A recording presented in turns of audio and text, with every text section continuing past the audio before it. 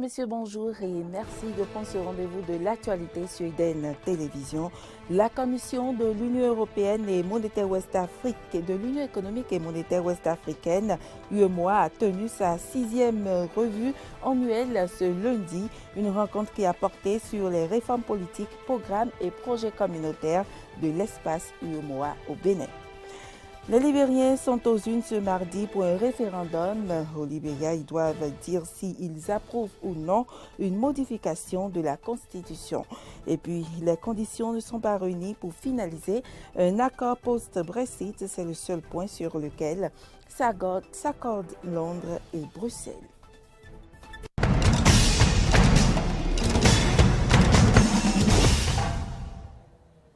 Bienvenue à toutes et à tous. La Commission de l'Union économique et monétaire ouest-africaine, UEMOA, a tenu sa 6e revue annuelle ce lundi 7 décembre à Cotonou. Cet atelier de 5 jours porte sur les réformes politiques, programmes et projets communautaires de l'espace UEMOA au Bénin. Compte rendu, Samson Oké et Jean-Baptiste Boko. La 6e revue annuelle des réformes politiques, programmes et projets communautaires de l'Union économique et monétaire ouest-africaine UEMOA se tient à Cotonou depuis ce 7 décembre. Sous la direction de la commission de cet espace régional, la revue annuelle est une recommandation de la conférence des chefs d'État et de gouvernement en vue de consolider les acquis capitalisés par les États membres en matière de mise en œuvre des réformes et projets communautaires. Pour favoriser l'accélération de l'application des réformes, politiques, programmes et projets communautaires au sein de l'Union, la conférence des chefs d'État et de gouvernement a institué en octobre 2013 une revue annuelle par acte additionnel dans le but d'identifier et d'anticiper les facteurs pouvant constituer un goulot d'étranglement ou d'atténuer l'efficacité des réformes et projets communautaires en vue d'en donner une plus forte impulsion politique au processus d'intégration régionale dans l'espace UEMOA. C'est le directeur de cabinet du ministère de l'économie et des finances qui, au nom de son ministre, a procédé au lancement officiel des travaux. Dans son discours, Herman Oru Taku a rappelé aux participants la vision globale de cet atelier. L'exercice auquel vous êtes conviés au cours de cet atelier, qui se tiendra du 7 au 11 décembre 2020, loin d'être une formalité communautaire, vise à faire le point exhaustif de la mise en œuvre des actes communautaires dans nos différents secteurs et évaluer toutes les diligences précédemment accomplies pour améliorer le score national et par ricochet, augmenter le niveau de performance de notre pays. Pendant 5 jours, les participants à cette revue procéderont à l'évaluation de la mise en œuvre des réformes politiques, programmes et projets communautaires au Bénin pour le compte de l'année 2020. Cet atelier se déroule en vidéoconférence avec des participants depuis Ouagadougou. À la fin des travaux, un mémorandum sera adopté et signé. Les cadres de la direction des systèmes d'information du ministère de l'économie et des finances ont tenu lundi le séminaire Team Building DSI 2020. Ce rendez-vous a été l'occasion pour eux de faire le bilan des e-services au Bénin et de projeter des perspectives pour les prochaines années. Ayat Foué et Denis Marouya pour le compte rendu. Ce séminaire Team Building DSI 2020 a pour objectif de faire le bilan de la mise en œuvre des réformes du système du numérique par la direction des systèmes d'information du ministère de l'économie et des finances. 4 ans après le début de cette transformation digitale, Alain Aounou explique. Vous savez que nous sommes dans un contexte où nous parlons de digitalisation. Les usagers n'ont pas souvent le même niveau de connaissances en matière de technologie. Nous avons même des analphabètes technologiques.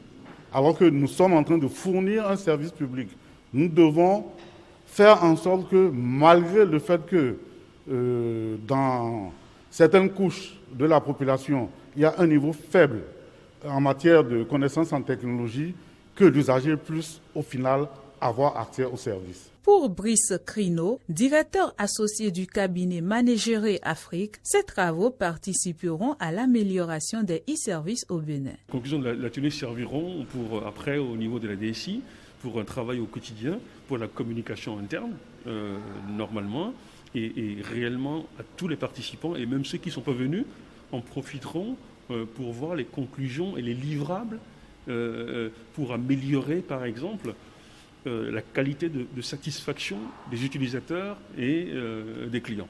À l'issue du séminaire Team Building DSI 2020, les participants satisfaits de la rencontre ont promis relever les prochains défis.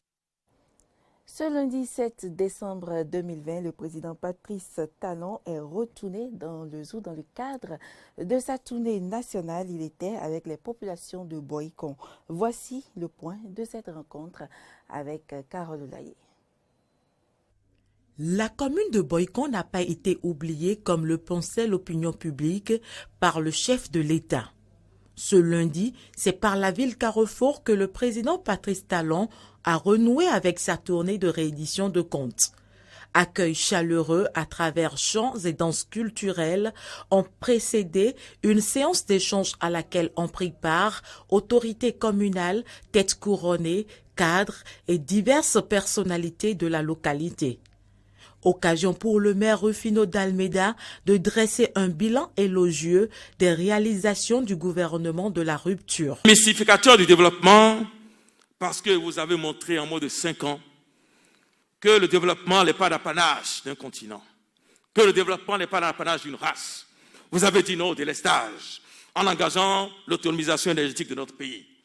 Vous avez dit non aux grèves intempestives dans nos écoles et dans nos hôpitaux, pour éviter à nos enfants des années blanches et pour éviter des morts absurdes dans nos hôpitaux. Vous avez dit non aux partis régionalistes, ethniques, égocentriques, en réformant le système partisan. Vous avez dit non à la prévarication des deniers publics, en insufflant une rigueur dans la gestion des deniers publics. N'est-ce pas là la marque d'un grand génie? Des actions qui ne satisfont pas encore les populations de Boïcon. Les doléances de celles-ci ont été élégamment portées à l'attention du chef de l'État par le maire Rufino d'Almeida. Je vous dis merci pour les travaux d'asphaltage et d'éclairage de voies qui ont considérablement, sur 14 km, transformé, métamorphosé la physionomie de ces agglomérations. Boïcon vous dit merci, monsieur le chef de l'État, pour la réalisation des travaux de pavage du carrefour Zakor au CEG Mouillon à Djidja.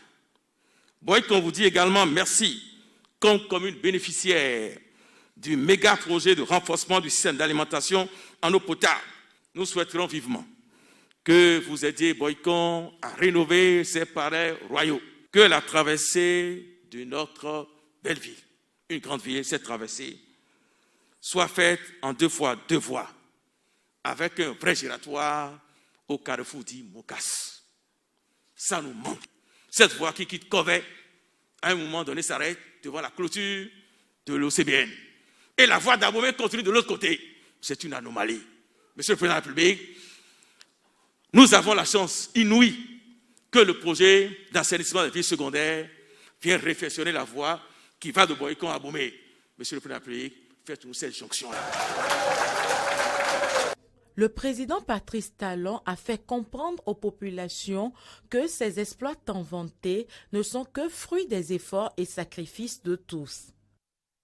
Ce n'est pas les kilomètres de route que nous avons construits. Ce n'est pas la quantité de stades que nous sommes en train de faire. Ce n'est pas la quantité d'eau que désormais nous amenons aux uns et aux autres.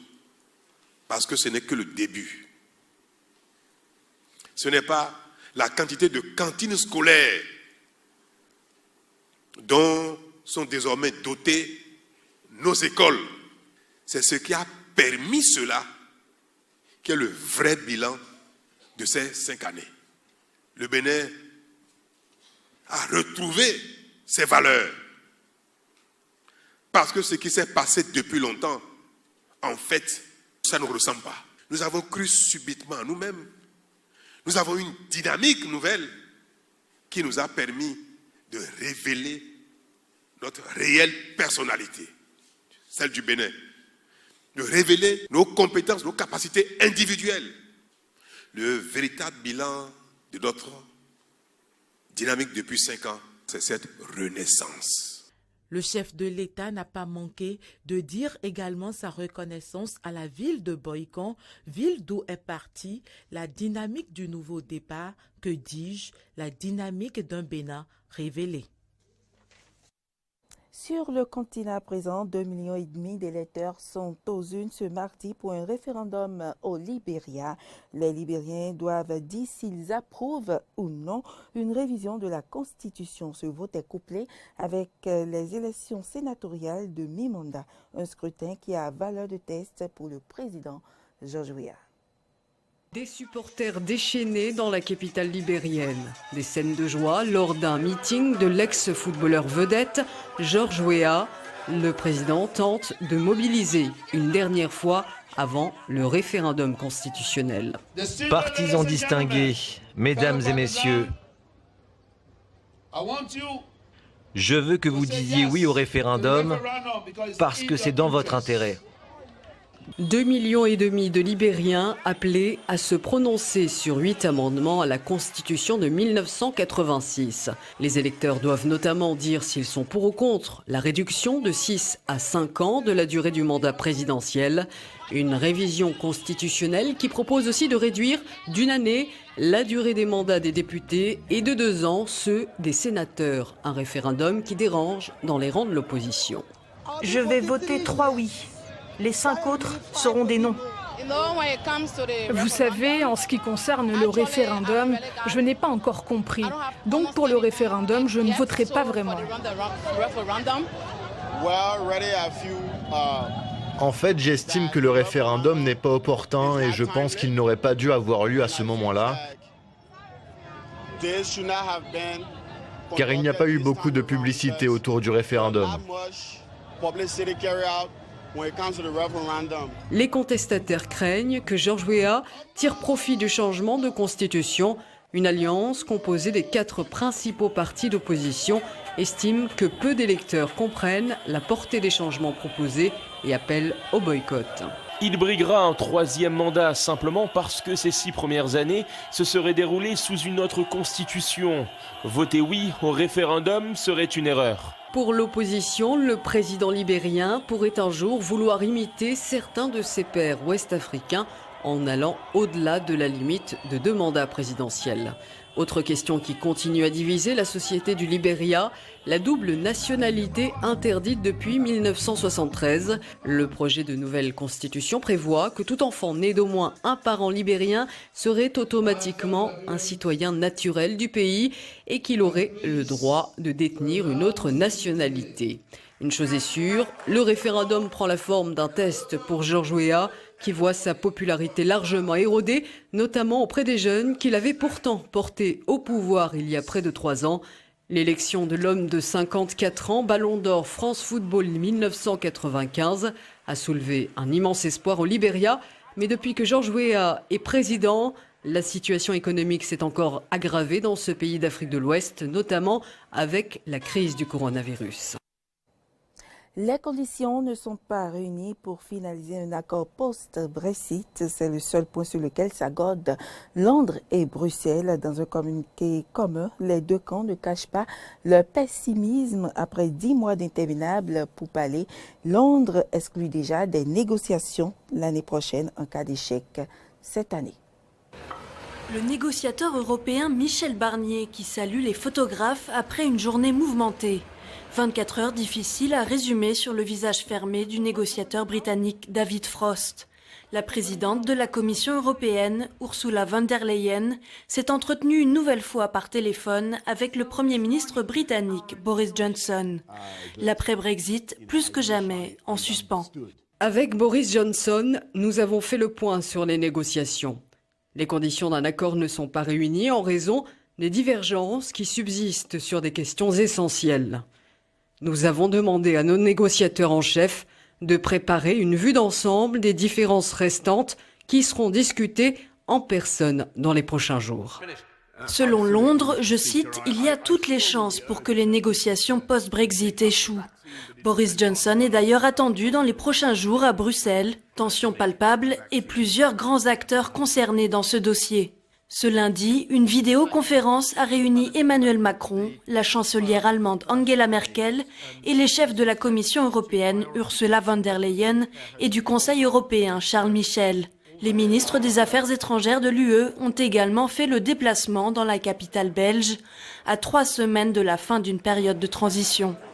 Depuis des mois, les discussions entre Londres et Bruxelles achoppent sur 3 thèmes, la pêche, la concurrence équitable et le mécanisme de règlement des conflits. La date limite est fixée au 31 décembre, Londres qui refuse depuis des mois toute prolongation. Nous sommes prêts à négocier tant qu'il reste du temps disponible, si nous pensons qu'un accord reste possible. Ce lundi, Boris Johnson et son gouvernement ont écarté l'idée de négocier encore en 2021. Le délai est court, d'autant que ce futur accord de libre-échange devra être ratifié par les parlements britanniques et européens avant d'entrer en vigueur le 1er janvier. Au Royaume-Uni, les députés discutent d'ailleurs toujours sur les contours des engagements du Brexit et la situation de l'Irlande du Nord. À Bruxelles, le scepticisme est de rigueur. L'Union européenne est prête à faire un pas supplémentaire pour décrocher un accord juste, durable et équilibré. C'est au Royaume-Uni de choisir entre ce dénouement positif ou un no deal. Si le Royaume-Uni prend la responsabilité d'un échec des négociations, ce sera l'unique pays européen sans accord commercial. Ces dernières semaines, le négociateur anglais David Frost a insisté sur le respect de la souveraineté britannique dans ces négociations, avec comme principal litige l'accès notamment des pêcheurs européens aux eaux britanniques, sujet sensible pour la France. À noter qu'en cas de no deal, Londres et Bruxelles devront se soumettre dès le 1er janvier 2021 aux règles de l'Organisation mondiale du commerce. Et puis, c'est aujourd'hui que les États livreront les résultats définitifs des votes aux États-Unis. C'est la dernière étape avant le vote des grands électeurs le 14 décembre prochain. Malgré les 34 recours en justice retoqués, Donald Trump va contester jusqu'à la dernière seconde. Le président sortant espère que la Cour suprême se saisisse des contestations et compte sur les 6 juges conservateurs qui le soutiennent. Le dernier échec en date pour Donald Trump est l'État de Géorgie où le résultat définitif de l'élection valide la victoire de Joe Biden. Mesdames et messieurs, ce sera tout pour cette édition. Merci pour l'attention.